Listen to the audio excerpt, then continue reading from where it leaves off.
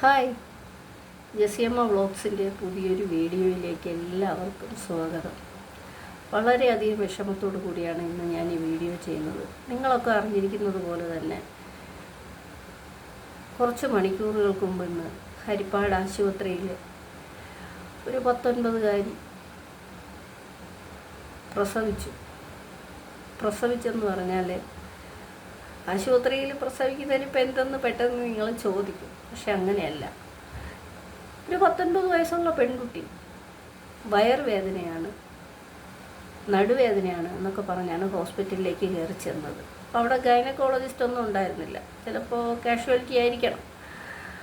അപ്പോൾ ഡോക്ടറോട് ഈ പെൺകുട്ടി പറഞ്ഞത് അവൾക്ക് വയറിൽ കൊഴുപ്പടിഞ്ഞ് അവളുടെ വയറിങ്ങനെ വീർത്തിരിക്കുവാണെന്ന്.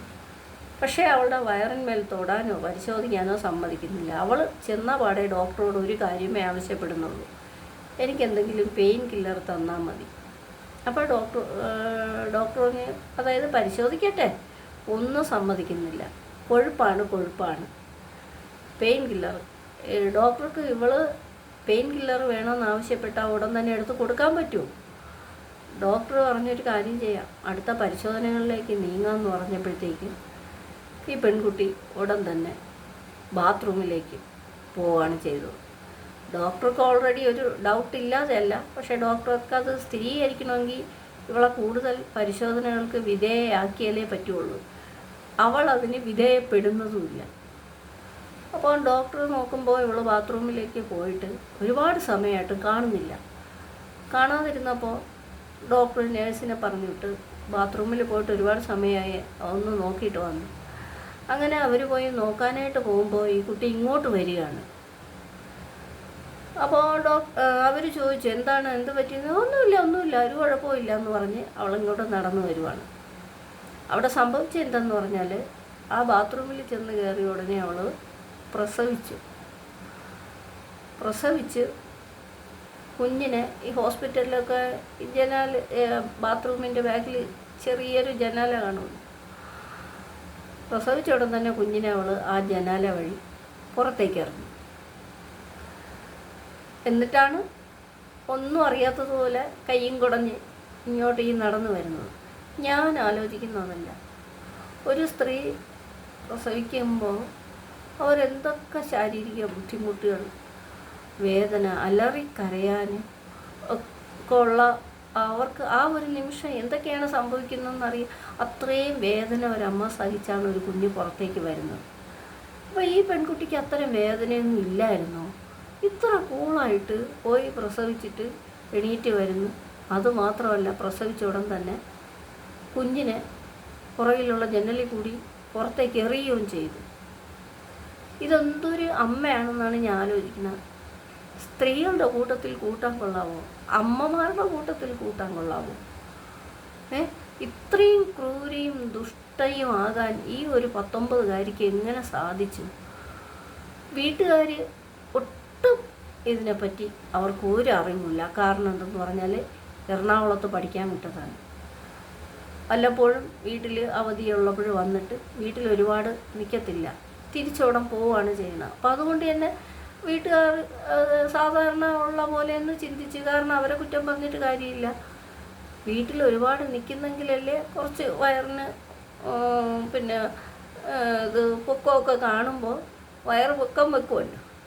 അപ്പോൾ കാണുമ്പോൾ വീട്ടുകാർ ശ്രദ്ധിക്കുള്ളൂ, അല്ലെങ്കിൽ അമ്മയെങ്കിലും ചോദിക്കുമല്ലോ. ഇത് ചോദിക്കാൻ അവരുടെ കൂടെ നിൽക്കുന്നില്ല, വന്നു പോകുന്നുണ്ട്. അവരും അതിനെപ്പറ്റി ഒന്നുമേ അവർക്ക് അറിവില്ല, അതാണ് വാസ്തവം.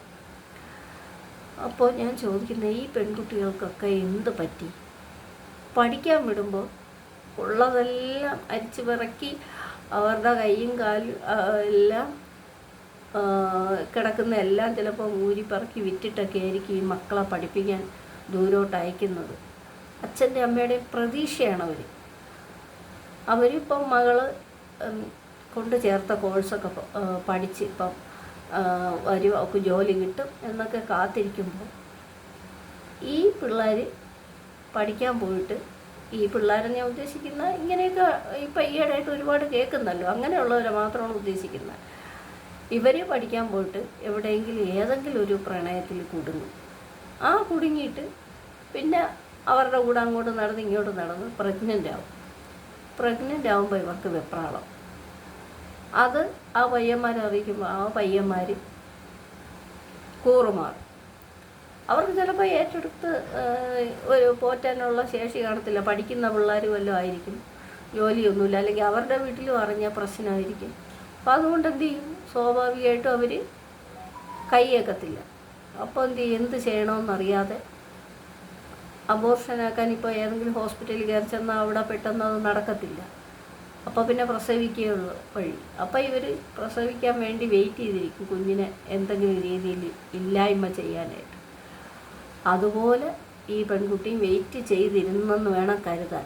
അല്ലെങ്കിൽ ആ പ്രസവിച്ച സമയത്ത് തന്നെ ആ കുഞ്ഞിനെ ജനാലയിൽ കൂടി പുറത്തേക്ക് വലിച്ചെറിയാൻ അവൾക്ക് എങ്ങനെ തോന്നി?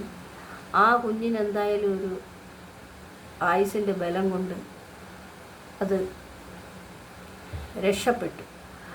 അപ്പോൾ ഇവൾ ബാത്റൂമിലേക്ക് പോയിട്ട് കുറേ സമയമായിട്ട് ഇവളെ കാണാഞ്ഞിട്ടാണ് ഒരു നേഴ്സിനെ അവർ പറഞ്ഞു വിട്ടത്. അപ്പോൾ നോക്കിയപ്പോൾ ഇവൾ കൈയും കുടഞ്ഞ് വരുമല്ലേ. ആ സമയത്ത് ബാത്റൂമിൻ്റെ ബാക്കിൽ നിന്നൊരു കുഞ്ഞിൻ്റെ കരച്ചിൽ കേൾക്കുന്നു. അപ്പോൾ ഡോക്ടർ ഉറപ്പിച്ചു. ഡോക്ടർക്ക് വളരെ സംശയമായി. അങ്ങനെ ഡോക്ടർ നേഴ്സും മറ്റാൾക്കാരും കൂടെ ചെന്ന് നോക്കുമ്പോൾ കുഞ്ഞവിടെ കിടക്കുന്നു. ഉടൻ തന്നെ കുഞ്ഞിനെ എടുത്ത് ഈ പെൺകുട്ടിയും കൂടെ കൂട്ടിയിട്ട് ആലപ്പുഴ വണ്ടാനം മെഡിക്കൽ കോളേജിലേക്ക് വിട്ടു. അവിടെയാണ് ഈ അമ്മയും കുഞ്ഞും ഇപ്പോൾ ഉള്ളതെന്ന് തോന്നുന്നു. പഠിക്കാൻ വിടുമ്പോൾ പഠിക്കാതെ ഇങ്ങനെയുള്ള ഗുലുമാലുകൾ കാണിച്ചിട്ട് ഒരു കുഞ്ഞിനെ കൂടെ അവർ ഉരുവാകാനായിട്ട് അവരുടെ വയറിനിടം കൊടുത്തിട്ട് ആ ഒന്നും അറിയാത്ത ചോര കുഞ്ഞുങ്ങൾ പുറത്ത് വരുമ്പോൾ അവരെ കൊന്നു കളയാനായിട്ട് ഇവർ നേരത്തെ തയ്യാറായിരിക്കും, അല്ലെങ്കിൽ ഇല്ലായ്മ ചെയ്യാനായിട്ട്. ഇവിടെ ആ കുഞ്ഞിനെ കൊല്ലാൻ വേണ്ടി തന്നെയാണല്ലോ അവൾ ഇത്രയും ഉയരത്തു നിന്നായിരിക്കുമല്ലോ എടുത്ത് എറിഞ്ഞത്. പക്ഷെ ആയുസിൻ്റെ ബലം കൊണ്ട് കുഞ്ഞ് രക്ഷപ്പെട്ടു. ഞാൻ പറയുന്നത് ഏതൊരു പെൺകുട്ടികളായാലും നിങ്ങൾ പഠിക്കാൻ വിടുമ്പോൾ നിങ്ങൾ പഠിക്കുക. അല്ലെങ്കിൽ നിങ്ങൾ എന്തെങ്കിലും പ്രണയബന്ധത്തിലായി പോയാൽ നിങ്ങൾ ആ ബന്ധം നിങ്ങൾക്ക് പിരിയാൻ വൈകി നിങ്ങളത് മുന്നോട്ട് കൊണ്ടുപോകുക. അതിനോടൊപ്പം നിങ്ങൾ പഠിച്ച് നിങ്ങളൊരു നിലയിലെത്തുക. അപ്പോൾ സ്വാഭാവികമായിട്ട് നിങ്ങളുടെ വീട്ടുകാരോട് പറഞ്ഞാലും അവർ അംഗീകരിക്കും, ചിലപ്പോൾ അംഗീകരിക്കത്തില്ല. എങ്കിലും വീട്ടുകാരുടെ ഒരു അറിവും സമ്മതവും ഒരു സന്തോഷമൊക്കെ ഇതിലൊരു പങ്കുണ്ടെങ്കിൽ നിങ്ങൾക്ക് സ്വസ്ഥമായിട്ടൊരു കുടുംബജീവിതം നയിക്കാം. അല്ലാതെ പഠിക്കാൻ വിടുമ്പോൾ പഠിക്കാതെ ഇങ്ങനെയുള്ള കാര്യങ്ങൾ ഒപ്പിച്ച് വെച്ചിട്ട്, അല്ലെങ്കിൽ നിങ്ങൾ അതിനുള്ള പ്രിക്കോഷൻ എടുക്കണം. ഇത് ഒന്നും ചെയ്യാതെ പാവം പിടിച്ച ചോര കുഞ്ഞുങ്ങൾ എന്ത് ചെയ്തിട്ടാണ് അവർ ജനിച്ചിങ്ങോട്ട് വന്ന് ഭൂമിയിലെ വെളിച്ച് അവർ നന്നായിട്ട് കാണുന്നതിന് മുമ്പേ അവരെ ഇല്ലായ്മ ചെയ്യാനും നശിപ്പിക്കാനും ശ്രമിക്കുന്നത്? സത്യം ഒരുപാട് ദൈവസഹായവും ദൈവഭാഗ്യവും എന്തൊക്കെയോ ഉള്ളൊരു അനുഗ്രഹമുള്ള കുഞ്ഞോ വേണത്. അതുകൊണ്ടാണ് ഇത്രയും പൊക്കത്തിൽ നിന്ന് ചെന്ന് വീണിട്ടും ആ കുഞ്ഞ് കരഞ്ഞതും മറ്റുള്ളവരറിയാനും ഒക്കെ കാരണമായത്. അതിന് ആയുസിനൊരു ദോഷവും ഇല്ലാതിരിക്കട്ടെ. ഓരോ പെൺകുട്ടികൾ ഇങ്ങനെയൊക്കെ തുടങ്ങിയാൽ എന്ത് ചെയ്യും? ആ ഒരു കുഞ്ഞ് അതിനെന്തെങ്കിലും സംഭവിച്ചിരുന്നെങ്കിലോ ഒന്ന് ഓർത്തു നോക്ക്. ആലോചിക്കാൻ പോലും വയ്യ. കുഞ്ഞിൻ്റെ തല ഇനി എവിടെയെങ്കിലും ഇടിച്ചോ, ദേഹം ഉരഞ്ഞോ, അതൊക്കെ ഇനി കൂടുതൽ പരിശോധനകൾ നടത്തുമ്പോഴേ അറിയുള്ളൂ. ജനിച്ചതിങ്ങോട്ട് വന്നിട്ടല്ലേ ഉള്ളൂ. തീരെ ചോര കുഞ്ഞല്ലേ. ഇതൊരു അമ്മമാരുടെ കൂട്ടത്തിലോ സ്ത്രീകളുടെ കൂട്ടത്തിലോ ഒന്നും കൂട്ടാനായിട്ട് കൊള്ളാവുന്ന ഒരു പെൺകുട്ടിയല്ല ഇത്. അത്രത്തോളം ക്രൂരവും നികൃഷ്ടവുമായൊരു കാര്യമാണ് അവൾ അവിടെ ചെയ്തിരിക്കുന്നത്. ഇത്രയും ദുഷ്ടത്തരം കാണിക്കാൻ ഈ പെൺകുട്ടിക്ക് എങ്ങനെ തോന്നി? പഠിക്കാൻ വിട്ടപ്പം പഠിക്കാതെ ഇങ്ങനെയൊക്കെ കാണിച്ചു കൂട്ടിയിട്ട് അവസാനം ഒന്നും അറിയാത്ത കുഞ്ഞിന് ജന്മം കൊടുത്തിട്ട് അതിനെ ഇല്ലായ്മ ചെയ്യാൻ ശ്രമിക്കുന്നു. എന്തൊരു ലോകം, എന്തൊരു മനസ്സ്, എന്താണ് ഇതിൻ്റെ പിന്നിൽ പറയാനെന്ന് അറിയില്ല. ഇനിയെങ്കിലും പെൺകുട്ടികളെ നിങ്ങൾ പഠിക്കാൻ വിടുമ്പോൾ നിങ്ങൾ പഠിക്കുക. ആദ്യം നിങ്ങൾ പഠിക്കുക, വീട്ടുകാരെ ചതിക്കാതിരിക്കുക. നിങ്ങൾക്കൊരു ഭാവി ഉണ്ടെന്നൊരു ചിന്തയോടെ മുമ്പോട്ട് പോവുക. പഠിച്ച് നിങ്ങൾക്കൊരു ജോലിയൊക്കെ ആയി കഴിയുമ്പോൾ നിങ്ങൾക്ക് എന്ത് വേണമെങ്കിലും ആകാമല്ലോ. എന്ത് വേണമെങ്കിലും മോശമായിട്ട് പോകണമെന്നല്ല പറഞ്ഞു. എന്ത് വേണമെങ്കിലും. പക്ഷേ നിങ്ങളുടെ ഭാവിയെ തുലച്ചുകൊണ്ട് ഇത്തരം ഹീന പ്രവൃത്തികൾക്ക് നിങ്ങൾ നിൽക്കരുത് ദയവ് ചെയ്ത്. വളരെ സങ്കടമുണ്ട്. അതുകൊണ്ടാണ് ഇങ്ങനൊരു വീഡിയോ ചെയ്തത്.